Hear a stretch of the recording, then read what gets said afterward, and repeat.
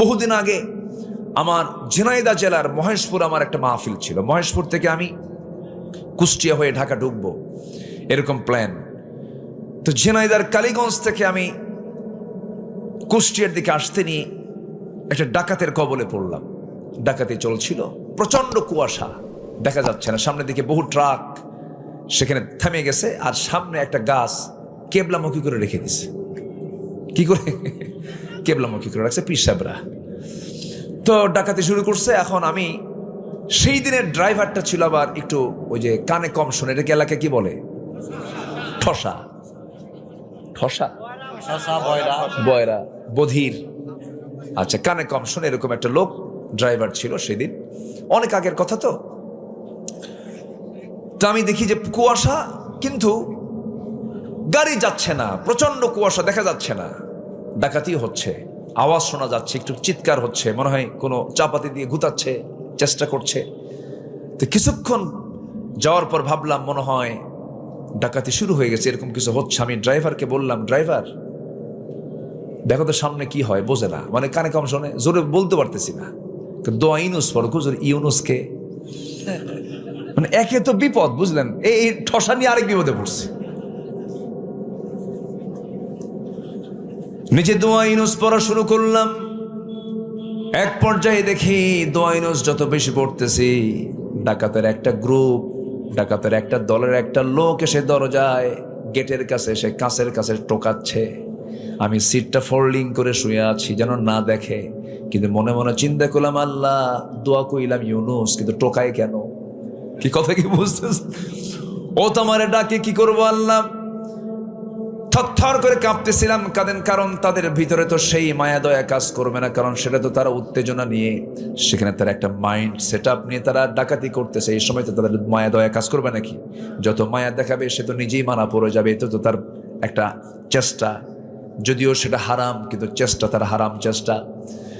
বারবার দোয়া ইউনুস পড়তেছিলাম, বারবার আমাকে ডাকতেছিল, কিন্তু কোনো উত্তরও দিচ্ছে না, দরজাও খুলতেছি না। শেষ পর্যন্ত আমি দেখতে পেলাম সামনে থেকে একজন ইশারা দিল, কেমন করে যেন একটা ডাক দিল, সে চলে গেছে। ডাকাতি শেষ হলো। আল্লাহ পাক আমাকে সেই রাতের জন্য এটা বাঁচায়া দিলেন। আলহামদুলিল্লাহ, জোরে বলি আলহামদুলিল্লাহ। বাঁচাতে পারেন কিনা বলেন, বাঁচাতে পারেন কিনা বলেন। কে বাঁচান? আজ তো কে বাঁচান, কে বাঁচান, কে বাঁচান? আল্লাহ বাঁচান। আল্লাহর কাছে চাবো আমরা, আমাদের দায়িত্ব আল্লাহর কাছে চাওয়া।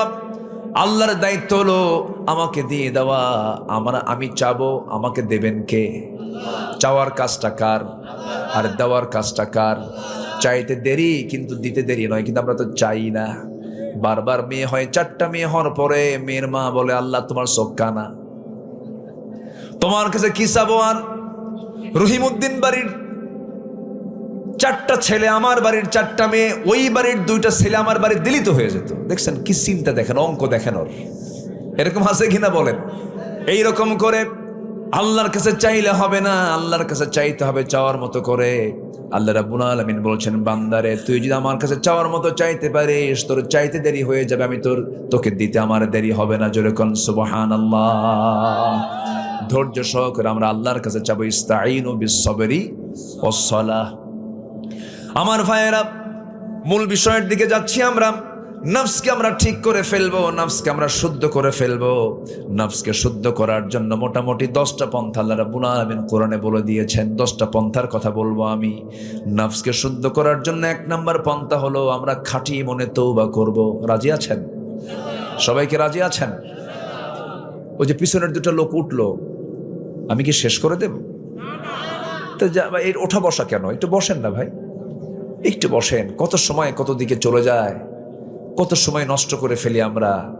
আর এখানে বসে আছেন, যে জায়গায় বসে আছেন, আপনি কি জানেন এই জায়গায় বসে থাকার কারণে আপনার আমল নামা থেকে গুনাহগুলো ঝরে যাচ্ছে? একটু জোরে বলে সুবহানাল্লাহ। এবং আল্লাহর রহমত অবারিত, আল্লাহর অবারিত রহমত এখানে বর্ষণ হচ্ছে, বলে আল্লাহু আকবার। কেউ যাবেন না, কেউ যাবেন না, দয়া করে আমরা একসঙ্গে দোয়া করে এখান থেকে উঠবো। আল্লাহ কবুল করুন, জোরে বলি আল্লাহুম্মা আমিন। তো নিজের নফসকে শুদ্ধ করার জন্য 1 নম্বর কাজ হলো আমরা তওবা করব। সবাইকে রাজি আছেন?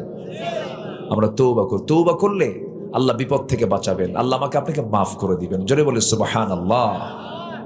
সম্মানিত ভাইয়েরা, আমি সেই দিনের ভূমিকম্প ঘন ঘন ভূমিকম্প হচ্ছে। এই ভূমিকম্প কিন্তু একটা চলমান প্রক্রিয়া। আমরা যে জমিনে বসে আছি এটা কিন্তু স্থির না, চঞ্চল, খুব ব্যস্ত। এই জমিন খুব নড়াচড়া করতে পারে। প্লেট আছে, প্লেট, এই প্লেটটা নড়াচড়া করলে সঙ্গে সঙ্গে নড়ে ওঠে।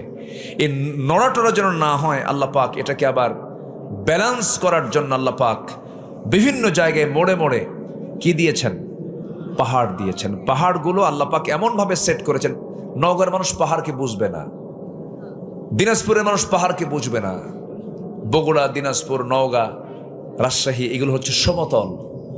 পাহাড়ি অঞ্চল হলো, আপনি চলে যান সিলেটের দিকে, ত্রিপুরার দিকে, চলে যান আপনি পঞ্চগড় পার হয়ে হিমালয়ের দিকে, চলে যান আপনি বান্দরবানের দিকে, যেন নববধূর মতো সাজিয়ে রেখেছেন আল্লাহ তাআলা, সুবহান আল্লাহ বলেন। চলে যান কক্সবাজারের দিকে, চলে যান চট্টগ্রাম, টোটাল সিটির দিকে তাকান আপনি, মহেশখালী, কুতুবদিয়া, এদিকে যান। বিমান থেকে যখন নিচের দিকে তাকানো হয় যেন মনে হয় আল্লাহ তাআলা সাজানো পৃথিবী কি সুন্দর করে সাজিয়ে রেখেছে, যেরকম সুবহান আল্লাহ। আচ্ছা, পাহাড়ের যে বাইরের অংশটুকু আমরা দেখি এটা বেশি লম্বা না ভিত বেশি লম্বা? ভিতটা বেশি লম্বা। মাত্র 10% হলো পাহাড়ের উপরের, যেটা চোখে পড়ে 10%, আর 90% ভিত হলো পাহাড়ের নিচে, যেরকম সুবহান আল্লাহ। কেন করেছেন? এটা করার কারণ হলো আল্লাহ রাব্বুল আলামিন বলেন, وَأَلْقَى فِي الْأَرْضِ رَوَاسِيَ أَن تَمِيدَ بِكُمْ وَأَنْهَارًا وَسُبُلًا لَعَلَّكُمْ تَهْتَدُونَ। আর জমিনে তিনি স্থাপন করেছেন সুদৃঢ় পর্বতমালা, পাহাড় পর্বতমালা তিনি তৈরি করেছেন যাতে তোমাদের নিয়ে জমিন যেন হেলে না যায়, নড়াচড়া না করে, সুবহানাল্লাহ বলা যাবে না। আর নদ নদী পথসমূহ দিয়েছেন যেন তোমরা পথ প্রাপ্ত হও। এই যে আকাশের চাঁদটা দিয়েছেন, এটা হলো রাতের ঘড়ি। এই ঘড়িকে দেখে দেখে নাবিকরা ওই যে যুদ্ধ জাহাজ, রণতরী, এমনকি যে সমস্ত মালামাল যান বহন করে নৌকা পথে, এই সমস্ত তারকাগুলো দেখে দেখেই, এই সমস্ত চাঁদগুলো দেখে দেখেই তারা পথ নির্দেশ করে, সুন্দর করে চলে। সুবহানাল্লাহ বলা যাবে না। কে দিয়েছেন? কে দিয়েছেন? আসতে বলবেন না, কে দিয়েছেন বলেন? আল্লাহ দিয়েছেন। আল্লাহ বলছেন, বান্দা তোর আমি সব দিলাম, বান্দা তুই আমাকে ভুলবি না। কেউ যেটা দেয় নাই সেটা আমি তোকে দিয়েছি। মাথা থেকে শুরু করে পা পর্যন্ত আপনি যা কিছু দেখেন না কেন সব কার দেওয়া? আসতে বলবেন না, কার দেওয়া? চোখ দিয়েছেন কে? চোখের মধ্যে পানি দিয়েছেন কে? প্রত্যেকটা দিন বান্দার চোখ থেকে 1 মিলিলিটার পানি বের হয়। এই চোখের পানিকে আল্লাহ পাক মিঠা করেছেন না লবণ করেছেন? লবণ করে দিয়েছেন। মিঠা কেন করলেন না? মিঠা করলে চোখটা জীবাণুওয়ালা হয়ে যাবে, চোখের মধ্যে জীবাণু ঢুকে যাবে, বান্দা কানা হয়ে যাবে, অন্ধ হয়ে যাবে। চোখের পানিকে আল্লাহ রাব্বুল আলামিন লবণ করেছেন, এই জন্য লবণ সমস্ত দূষিত অংশকে বের করে দেয়। আল্লাহ পাক চোখের পিছনে মেশিন সেট করে চোখের পানিকে লবণ করে দিয়েছেন। চোখের পলকটা প্রতি মিনিটে 15 থেকে 20 বার নড়াচড়া করে। এটা হলো চোখের প্রাকৃতিক ওয়াইফার। গাড়ির যেমন ওয়াইফার থাকে, বান্দার চোখের ওয়াইফার হলো এই পলক। আল্লাহ রাব্বুল আলামিন সুন্দর করে চোখটা সেট করে দিয়েছেন 2 হাড়ের ঠিক মাঝখানে, সহজে চোখে আঘাত লাগে না। এবং এই চোখটাকে আল্লাহ রাব্বুল আলামিন এমন সুন্দর করে বানিয়ে দিয়েছেন, বান্দা নিজের চোখের দিকে তাকায় দেখো, আলাম নাজআল লাহু আইনাইন, চোখের পানিকে লবণ করেছেন। আবার মুখের ভিতরে যে জিহ্বা আছে, জিহ্বার চতুর্দিকের পানিটা লবণ না কি করেছেন বলেন? কি করেছেন? মুখের পানি, মুখের লালা, এটা কি কেমন স্বাদ লাগে? হ্যাঁ, স্বাদ লাগে? কি স্বাদ লাগে? মুখের লালার স্বাদ আছে নাকি? ভটকা, পাইনসা, কি এলাকায় কি কয়? পাইনসা কয়? আচ্ছা, যেটার কোনো স্বাদই নাই। অথচ দেখেন মুখের লালা একই দেহের ভিতরে স্বাধীন করেছেন। চোখের পানি আবার লবণ করে দিয়েছেন। আবার কানের ভিতরে যে ময়লাগুলো আছে, কানের ময়লাগুলোকে কি বলে? হ্যাঁ, কানের খোল।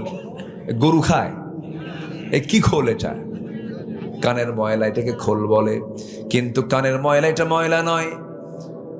যদি কোনো বিয়ারিং যদি জাম লেগে যায়, গিরিজ করে মোবাইল দিয়া যেমন সেই জঙ্গল ছাড়ায়, আল্লাহ রাব্বুল আলামিন বান্দার কানের মধ্যে আল্লাহ পাক স্থায়ী গিরিজের বন্দোবস্ত করেছেন ওই ময়লাগুলো দিয়া। এই ময়লাটা আল্লাহ পাক তিতা করে দিয়েছেন। কি করে দিয়েছেন বলেন? তিতা করেছেন। যদি না বোঝেন একদিন একটু মুখে নিবেন, বুঝবেন যে এটা তিতা কিনা। আল্লাহ রাব্বুল আলামিন কানের এই ময়লাগুলোকে তিতা করে দিলেন কেন? বান্দা তুমি যখন নিরিবিলি যখন বিছানায় ঘুমাতে যাবে, হঠাৎ করে যদি কোনো বেলাইনের কিছু পিঁপড়া যদি তোর কানের মধ্যে ঢুকতেও নেয়, সে দেখবে ওখানে তিতা কোনো খাবার নাই, সে আবার ব্যাক হয়ে আসবে। আর যদি মিষ্টি হয়, সব পিঁপড়া সলিমুদ্দির কানে। কান ঠিক করবেন না ঘুম পারবেন। আল্লাহ রাব্বুল আলামিন কানের পাসওয়ার্ড দিয়ে দিয়েছে, সিকিউরিটি দিয়েছেন ময়লা দিয়ে।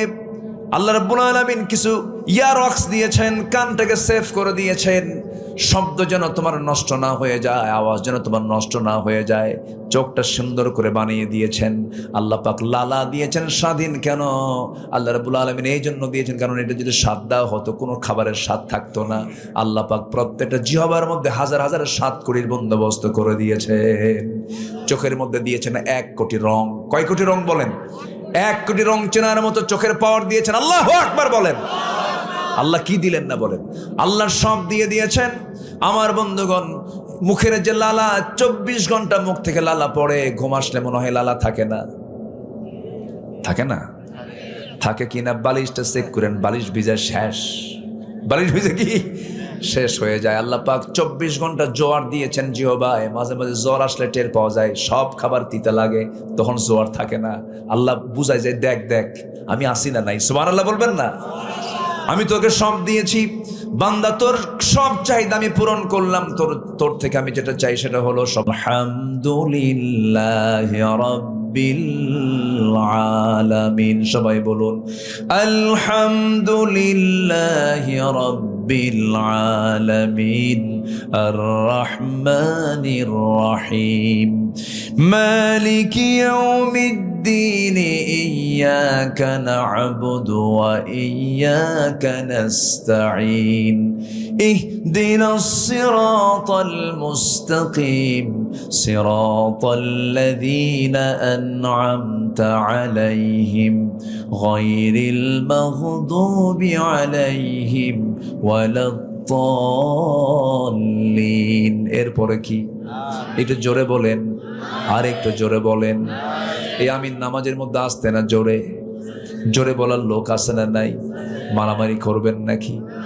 এইগুলোর সময় এখন নয়। আমিন কেউ আসতে বলুক, কেউ জোরে বলুক, কেউ 3 রাকাত পড়ুক, কেউ 1 রাকাত বেতের নামাজ পড়ুক, কেউ 8 রাকাত পড়ুক, 20 রাকাত পড়ুক। ফরজ নামাজের পরে মোনাজাত পড়ুক বা মোনাজাত করুক বা না করুক, আমিন আসতে বলুন, জোরে বলুন, কোনো সমস্যা নাই। এই সমস্ত বিষয় নিয়ে আমাদের এখন কোনো নাটক করার সময় নাই। আমাদের একটাই কাজ হলো, আগামীর বাংলাদেশকে আমরা দেখতে চাই ইসলামের বাংলাদেশ। ঠিক কিনা বলেন? ইসলামী মূল্যবোধ যেন থাকে, ইসলাম যেন থাকে, আমরা এমন একটা বাংলাদেশ আমরা দেখতে চাই। জোরে বলি ইনশাআল্লাহ। আমার বন্ধুগণ, আমার ভাইরা, সব দুনিয়া থেকে একদিন বিদায় নিয়ে নেব। চোখের সামনে কত বন্ধুর বিদায় হয়ে গেল। দুপচাচি একটা উপজেলা আছে, আপনাদের একই আসন মনে হয় নাকি? দুপচাচি একটা উপজেলা, সেখানে তালুচ একটা এলাকা আছে, তালুচ আছে না, একটা এলাকা আছে। সেই এলাকায় একটা আমার বন্ধুর বাড়ি ছিল, একসঙ্গে পড়াশোনা করতাম। জিয়া নাম তার, জিয়াউর রহমান নাম। ছেলেটা আর্মিতে চাকরি করতো, একসঙ্গে আমরা পড়াশোনা করেছি, আলিম ক্লাসে পড়েছি। বহুদিন কথা হয় না, হঠাৎ করে একদিন তার নাম্বারটা আমার কাছে ছিল, ফোন দিলাম। ফোন দেওয়ার পরে ফোনটা উঠালো, মহিলার কণ্ঠ ভেসে আসলো। সালাম দিলাম, উত্তর দিল। ভাবলাম মনে হয় তার হালিয়া হবে, তার বউ হবে। বললাম ভাইটা কোথায়? ভাই তো নাই। আসলে আমাকে একটু বলবেন, আমি অমুক ফোন দিয়েছি, আমাকে যেন একটু ফোন ব্যাক করে। কেঁদে কেঁদে বলছে, ভাই রে, আপনার ভাই তো এমন জায়গায় বেড়াতে গেছে যে দেশ থেকে মানুষ ফিরে আসে না, চলে গেছে একদম। আমি থমকে গেলাম, আহারে জানলাম না হঠাৎ করে কোন দিন বিদায় হয়ে গেল। ছোট্ট একটা সন্তান রেখে চলে গেছে। এই তো দুনিয়ার নিয়ম, কখনকার পতন হবে, কখনকার মৃত্যু হয়ে যাবে, কেউ তো আমরা জানি না। সব একদিন দুনিয়া থেকে বিদায় নেব। যুবক, তুমি নতুন বিয়ে করেছ, নতুন সংসার শুরু করেছ, বিয়ের বয়স মাত্র 2 বছর। ছোট্ট একটা বাচ্চা হয়েছে, 7 দিন 8 দিন বয়স। হঠাৎ করে তুমি আদমদিঘির বাজারে বাজার করতে গিয়া রোডের খাদে পড়ে হুন্ডা অ্যাক্সিডেন্ট করে মারা গেলে। মারা যাওয়ার সঙ্গে সঙ্গে বইয়ের কানে সংবাদ চলে গেল। বউটা জানলো, কানলে কাঁদতে কাঁদতে বেকারার হয়ে গেল, অজ্ঞান হয়ে গেল, গলা ভেঙে গেল।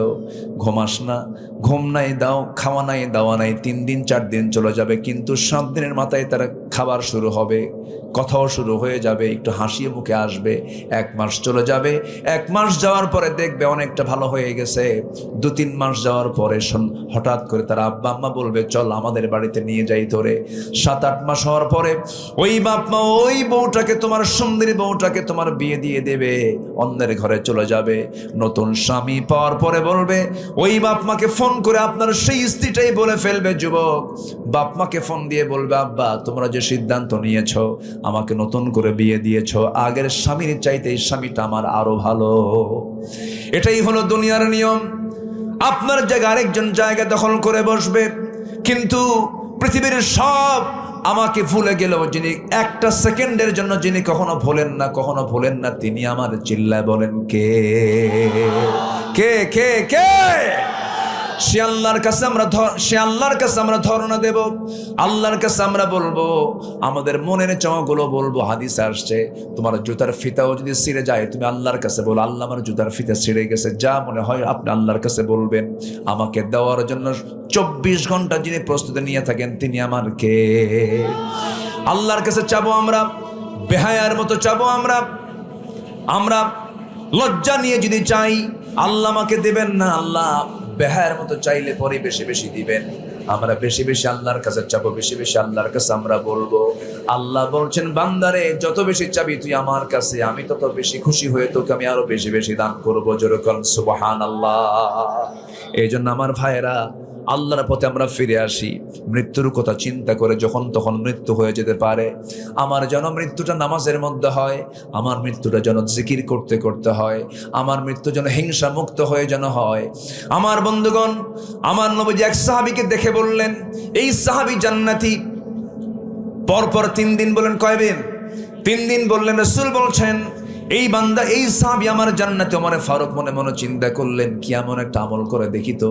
সাথে সাথে তার পিছে পিছে চলে গেলেন। পিছে যাওয়ার পরে তার আমলগুলো দেখলেন, কিন্তু তেমন ব্যতিক্রম কিছু দেখলেন না। সঙ্গে সঙ্গে ওমর বলছেন, ভাই রাসূল তোমাকে জান্নাতি বলেছেন কেন? বুঝলাম না, একটু আমাকে বলো তো, তুমি কি আমল করো, কি এমন আমল, ব্যতিক্রম কোন আমল করো, আমাকে একটু বলো তো। সঙ্গে সঙ্গে সাহাবী বলছেন, শোনেন, আমার ব্যতিক্রম আমল হলো, সারাদিন যত কিছু হোক না কেন মানুষের সাথে, রাতে যখন ঘুমাতে যায় তখন আল্লাহকে বলি, আল্লাহ আমার তোমার বান্দাদের সঙ্গে যত বোঝাপড়া ছিল, যত ভুল বোঝাবুঝি হয়েছে, আমি মন থেকে সবাইকে মাফ করে দিয়ে আমি ঘুমাতে গেলাম। যেরকম সুবহানাল্লাহ।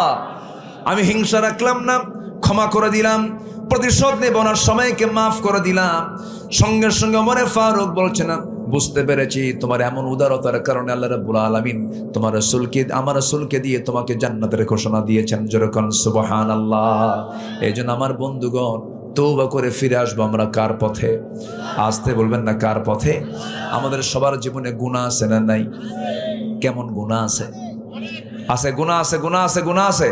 আমাদের গুনাহ বড় না আল্লাহর রহমত বড়?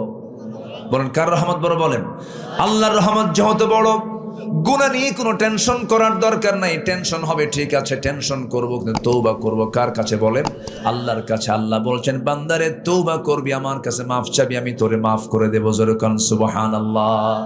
আল্লাহ রাব্বুল আলামিন বলেন, التائبون العابدون الحامدون السائحون الراكعون الساجدون الآمرون بالمعروف والناهون عن المنكر والحافظون لحدود الله وبشر المؤمنين। জোরে বলুন আল্লাহু আকবার।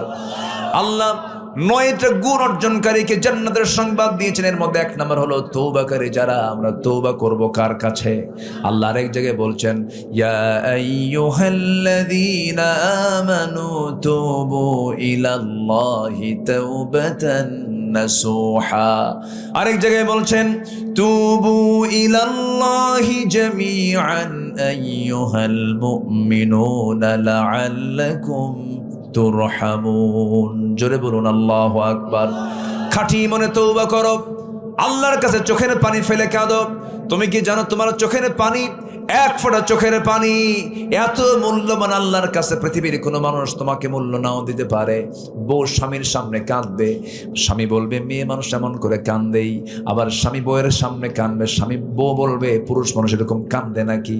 এই পৃথিবীর কোনো মানুষ কান্নার মূল্য দেবে না, কিন্তু বান্দা যদি আল্লাহর ভয়ে এক ফোঁটা চোখের পানি ফেলে, ওই এক ফোঁটা চোখের পানি 7টা জাহান্নামকে নিভায়া দিয়ে আল্লাহ রাব্বুল আলামিন তার জন্য জান্নাত বরাদ্দ করে দিবেন। আমরা কাঁদবো কার কাছে বলেন? আসতে বলেন কাঁদবো কার কাছে? ইয়াখিরুনা লিল আযকান ইয়াবকুন। আমরা আল্লাহর কাছে চোখের পানি ফেলে ফেলে কাঁদবো, ডুকরে ডুকরে কাঁদবো। ওয়াল্লাযীনা ইয়াবিতুনা লিরাব্বিহিম সুজদান ওয়া কিয়ামা। জোরে বলুন আল্লাহু আকবার। আল্লাহ রাব্বুল আলামিন বলেন ওই সমস্ত বান্দাগুলো আমার পছন্দের বান্দা যারা রাত গভীর হলে পরে একাকী, কেউ দেখে না, নীরবে নিভৃতে চোখের ঘরের কোনায় বসে বসে ডুকরে ডুকরে সেজদার মধ্যে কান্দে। কেউ দেখে না, শুধু বান্দার সঙ্গে আল্লাহর সাক্ষাৎ হয়। আল্লাহ বলছেন বান্দারে তুই কাউকে না দেখা শুধু আমার কাছে অগোচরে কাঁদলি বান্দা, লুকায় লুকায় কাঁদলি, লুকায় লুকায় তোর সমস্ত গুনাহ আমি আল্লাহ মাফ করে দিলাম। তুই আমার কাছে লুকে লুকে কাঁদবি, আমার সামনে লুকে লুকে সেজদা দিবি, মসজিদে গিয়ে নামাজ পড়বি, বাকি নামাজগুলো ফরজ বাদে নামাজগুলো ঘরের মধ্যে আসবি পড়বি, তাহাজ্জুদটা পড়বি, মনে মনে আল্লাহর কাছে আমার কাছে চাবি, আমার কাছে প্রার্থনা করবি, আমার কাছে মাফ চাবি। তুই কি জানিস বান্দা আমি তোর জন্য কত বড় দিওয়ানা, আমি তোর জন্য কত বড়, আমি তোর জন্য কত বড় উদার। তুই আমার কাছে চাইতে দেরি, আমার যেতে দিতে দেরি নাই। আল্লাহু আকবার।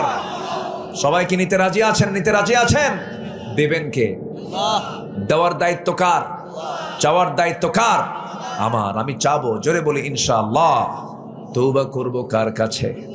আসতে বলবো না, তওবা করব কার কাছে? ছোট্ট একটা ইতিহাস মনে পড়লো, বলবো নাকি? বলবো বলবো বলবো।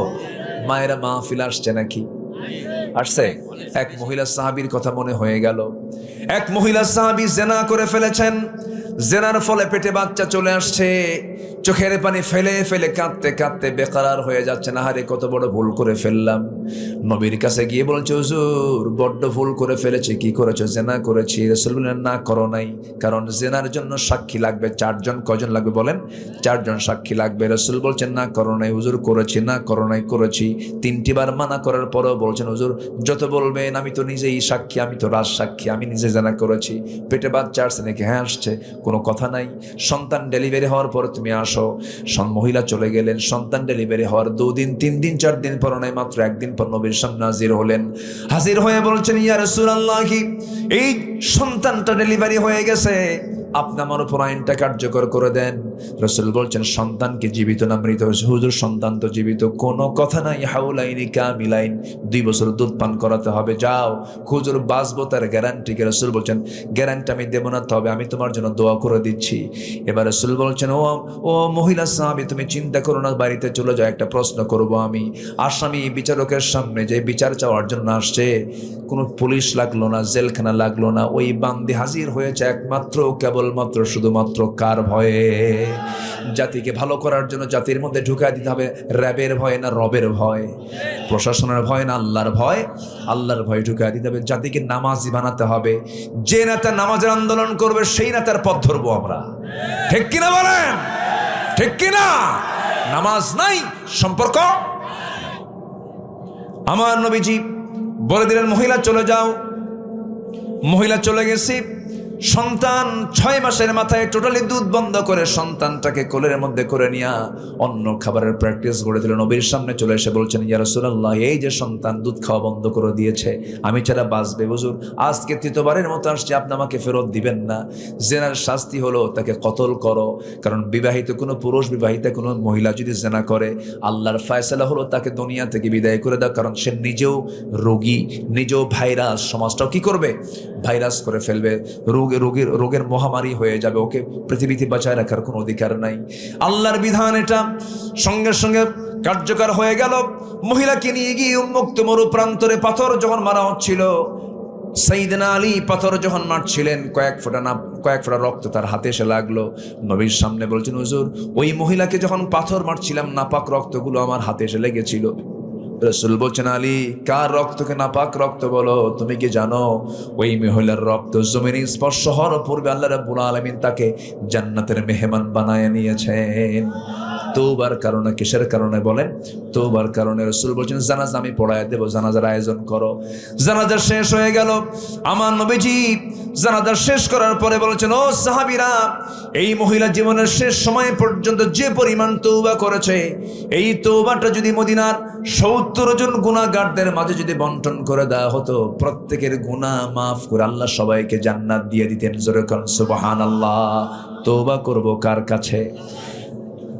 নফসের শুদ্ধতার জন্য 10টা পন্থা চলছে। 1 নম্বরে পন্থা কেবল হলো আমরা 1 নম্বরে গেলাম, খাঁটি মনে আমরা তওবা করব। এখনো পড়ে আছে কয়টা বলেন? নুরু, ওয়াজ শুরু না শেষ? ওয়াজ কি শেষ না শুরু? কষ্ট নাই তো? কষ্ট নাই? ঘুমান না? ঘুমো নাই? মিছা কথা। রাতে বেলা ঘুম ধরে না? ঘুম আসে। সব দিকে তাকাবো আমরা, জোরে বলি ইনশাআল্লাহ। মাহফিলটা অনেক সুন্দর সাজিয়েছেন আপনারা, এত সুন্দর নিরিবিলি করে মাহফিলটাকে সাজিয়েছেন, চতুর্দিকে ডেকোরেশন করে মাহফিলটা একটা আদর্শ মাহফিলের রূপ নিয়েছে। বলি আলহামদুলিল্লাহ, জোরে বলি আলহামদুলিল্লাহ। আল্লাহ মাহফিলকে কবুল করো, জোরে বলি আমিন। আত্মশুদ্ধির জন্য, নফসকে শুদ্ধর জন্য আরেকটা কাজ করতে হবে, সালাতের প্রতি আমরা যত্নশীল হব, জোরে বলি ইনশাআল্লাহ। নামাজ পড়বো কয় ওয়াক্ত? আপনার গ্রামের কোন ওয়াক্তের মসজিদে মুসল্লি বেশি হওয়া দরকার? বলেন সবচেয়ে বেশি মুসল্লি হওয়া দরকার কোন ওয়াক্তের? সবচেয়ে কম কোন ওয়াক্তে? এখন বলেন। আমার গ্রামকে আমরা 100% মুসল্লি মসজিদে হাজির করব, জোরে বলি ইনশাআল্লাহ। এটার জন্য আমরা দাওয়াতের টিম, নিজেরা উদ্যোগ নিয়ে দাওয়াতের টিম তৈরি করবো। আল্লাহ তুমি প্রত্যেক মসজিদকে নামাজ দিয়ে আবাদ দিয়ে ভরপুর করে দাও, জোরে বলি আল্লাহুম্মা আমিন। নাম্বার 3, সিয়াম সাধনা। আমরা রোজা রাখবো কার খুশির জন্য? আল্লাহর খুশির জন্য। সে রোজা কি শুধু রমজান মাস না সারা বছর? সারা বছরের রোজা আছে না? সোমবার, বৃহস্পতিবার। সুস্থ যদি থাকতে চাই মাঝে মাঝে একটু রোজার একটু চিন্তা মাথায় নেওয়ার চেষ্টা করব ইনশাআল্লাহ। নাম্বার 4 হলো আল্লাহর জিকির করা। কার জিকির করা বলেন? এক জায়গায় না সব জায়গায়? সবসময় আল্লাহর জিকির করতে হবে, মুখটা ভিজায় রাখতে হবে আল্লাহর জিকির দিয়ে। আল্লাহ রাব্বুল আলামিন বলেন, আল্লাযীনা আমানু ওয়া তাতমাইন্নু কুলুবুহুম বিযিকরিল্লাহ আলা বিযিকরিল্লাহি তাতমাইন্নুল কুলুব। জোরে বলুন আল্লাহু আকবার। আল্লাহর জিকির করো, জিকিরেই তোমার অন্তরে প্রশান্তি আসবে। কিন্তু জিকিরের পরিভাষা রাসূল শিখিয়ে দিয়েছেন, যেমন করে রাসূল শিখিয়ে দিয়েছেন সুবহানাল্লাহ, আলহামদুলিল্লাহ, ইলাহা ইল্লাল্লাহ, আল্লাহু আকবার। এই 4টার বাইরে কোনো বানানো জিকির করা যাবে না। আমার দেশে বিভিন্ন দরবারের বিভিন্ন জিকির আছে, হু খাজা আছে না, এরকম আছে না, এরকম আছে না, এই সমস্ত বদমাইশিগুলো আছে। ওই সমস্ত জিকিরের ধারে ধরে যাওয়া যাবে না। এই সমস্ত ভণ্ডামিগুলো দেখবেন, এদের কিছু কিছু পাগল আছে, মোস এরকম মোটা, দাড়িও মোসও বড়, দাড়িও বড়, মাথার চুলে জট পাকতে পাকতে মহাজট, ওর মধ্যে উকুন থাকতে থাকতে উকুন পর্যন্ত বিরক্ত আছে না, এরকম আছে না? তেল কিছু দেয় না, পাগল, হাসেও না, কান্দেও না, লাল শালু পরে থাকে, সালাড চট পরে থাকে। আর ওই সমস্ত লোকগুলোকে যারা আল্লাহওয়ালা মনে করে তারা হলো জগৎ বিখ্যাত পাগল। ঠিক কিনা বলেন? পাগল কখন আল্লাহওয়ালা হয়? আল্লাহওয়ালা লোক কখনো অসামাজিক হয়? আমার নবীজির শেষ বিদায় নিয়েছেন, রাসূল যে মারা গেছেন কার কোলে বলেন? স্ত্রীর কোলে। কার কোলে বলেন? রাসূল কতটুকু পারিবারিক ছিলেন, রাসূল কতটুকু সোশ্যাল ছিলেন, রাসূল কতটুকু পরিবারকে মূল্যায়ন করতেন, যে তার শেষ বিদায় হয়েছে বিশ্ব নবীর একটা স্ত্রীর কোলে মাথা রেখে। আল্লাহু আকবার বলবেন না? আর এই পাগলগুলো রাস্তার মোড়ে মোড়ে শুয়ে থাকে, সিট হয়ে থাকে, গাঁজা খায় থাকে। আর পাগলগুলো যায় মাঝে মাঝে কিছু লোক যে বলে এটাই আল্লাহওয়ালা, দুনিয়ার কোনো জ্ঞান নাই, এরকম আছে না? কিছু লোক আছে না, হাটে সালাড চট পড়ে পড়ে, বাচ্চা হয় না, পিছন থেকে যায় আর বলে বাবা আমারে বাচ্চা দিবা। ও কি বাচ্চা দেওয়ার মহাজন? হ্যাঁ, আছে না, এরকম আছে না? নাই? দেখবেন সন্ধ্যারের মোড়ও পাবে না, বিভিন্ন রেল লাইন টাইলাইনে সিট হয়ে পড়ে থাকে, একদম গায়ে গন্ধ, গাঁজা টাজা খায় একদম সিট হয়ে পড়ে থাকে। এগুলোর পিছু পিছু যায়, কিছু কিছু লোক বলে এটা বুঝি আল্লাহ না। সে মোষগুলো দেখছেন আপনি, মোষ তো কাটি না, মোষ বড় হতে হতে এমন মোটা মোষ, হাইব্রিড জাতের মোষ একদম। সারার চট পড়ে পড়ে হাঁটে, পিছন দিয়ে বলে বাবা বাচ্চা দিবা। হাঁটতে হাঁটতে পেশাবও করে, রাস্তায় হাঁটতেছে আর পেশাব করতেছে। এই পাগল বলে, এই তো বাবার রহমতের পানি ঝরা শুরু হয়েছে। এই তো হচ্ছে মানুষ। মানুষ এত পাগল হয়। আমার নবীজি কত ব্যক্তিত্ব সম্পন্ন মানুষ ছিলেন। মাথার চুল রসুলের বড় ছিল, দুদিকে চুল ছেড়ে দিতেন, এত পরিমাণ তেল দিতেন, তেল চুয়ে চুয়ে পড়তো। রসুল আতর ঢেলে তালুতে নিয়ে সেই গোটা আতর তিনি গোটা শরীরে মাখাতেন। রসুলের পোশাক ছিল অত্যন্ত পরিপাটি, পরিচ্ছন্ন। আমার নবীজির মাথা থেকে শুরু করে পা পর্যন্ত প্রত্যেকটা অঙ্গ প্রত্যঙ্গ ছিল স্বচ্ছ, পরিষ্কার, পরিচ্ছন্ন। আল্লাহু আকবার বলে। রসুলের পকেটে 3টা জিনিস থাকতো। চিরুনি, কি চিরুনি, এরপরে থাকতো মেসওয়াক, কি থাকতো মেসওয়াক, আরেকটা থাকতো হলো সব সময়ের জন্য আতর, কি থাকতো আতর। এই 3টাই কি বলেন তো? চুল এলোমেলো, চুল সোজা হয়ে গেল কি দিয়া? চিরুনি দিয়ে। একটু মুখে গন্ধ, কি দিয়ে ঠিক হয়ে গেল? মেসওয়াক দিয়ে। একটু গায়ে গন্ধ, কি দিয়া? আতর দিয়া। রসুল কি ছিলেন, কি টিপটপ ছিলেন। আর তার উম্মতরা গাঁজা খায়, সিধ হয়ে পড়ে থাকে, ওটার পিছনে পাগলগুলো যায়। এগুলো কিচ্ছু না, ধরে টরে মাথার চুল টুল কেটে দিয়ে সব ঠিকঠাক করে দেওয়া দরকার, ঠিক কিনা? এগুলো বদমাইশ, এগুলো ভণ্ড, এগুলোর ধারে পাশে আমরা যাবো না। জিকির করবো কার? বলেন, জিকির করবো কার? এক জায়গায় না সব জায়গায়? বিপদে পড়লো কার জিকির? আসিয়া আলাইহিস নাম শুনছেন? আসিয়া আলাইহিস সালাম, আসিয়া কার বউ? বলেন কার বউ? ইমান আছে না নাই? আজ তো ইমান আছে না নাই? আর আজকে বহু ইউসুফের বইয়ের ইমান নাই, বহু ইউসুফের বইয়ের ইমান নাই। ফেরাউনের বইয়ের ইমান থাকে, ইউসুফের বইয়ের ইমান। আপনার স্বামীর নাম কি? ইউসুফ, কিন্তু বইয়ের কোনো ইমান নাই। হাইরে মার্কেটে যায়, কিছু যুবক আছে দুষ্ট, নিজের বউকে পরপুরুষকে দেখাতে খুব স্বাচ্ছন্দ্য বোধ করে। একটা সুন্দরী বউ হলে পরে সাজগুজ কইরা বলে, যাও আমার বন্ধু আসছে, একটু ওয়েলকাম জানাও। এই দেখতো রে, আমার বউটা দেখতে সুন্দর না? কত বড় বাটপার! এই আছে না নাই? চরিত্রহীন এগুলো। আবার দেখবেন কিছু কিছু আছে বউকে আবার হোন্ডায় চড়ায়। সে হোন্ডা নর্মাল হোন্ডা না তো, R15। প্যাসেঞ্জার সিট হলো 3 তলা আর ড্রাইভিং সিট হলো আন্ডারগ্রাউন্ড।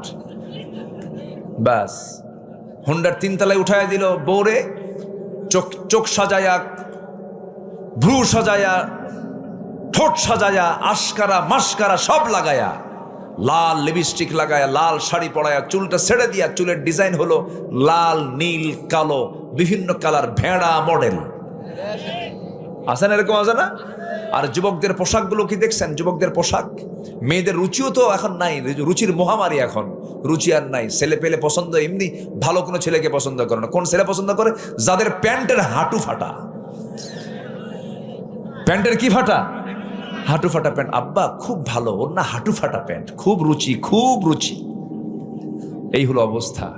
মাথার চুলগুলো দেখছেন যুবকদের, কিছু কিছু মাথার চুলগুলো দেখছেন, এই দিকে চুল নাই, পিছনেও চুল নাই, চামড়া বের করা।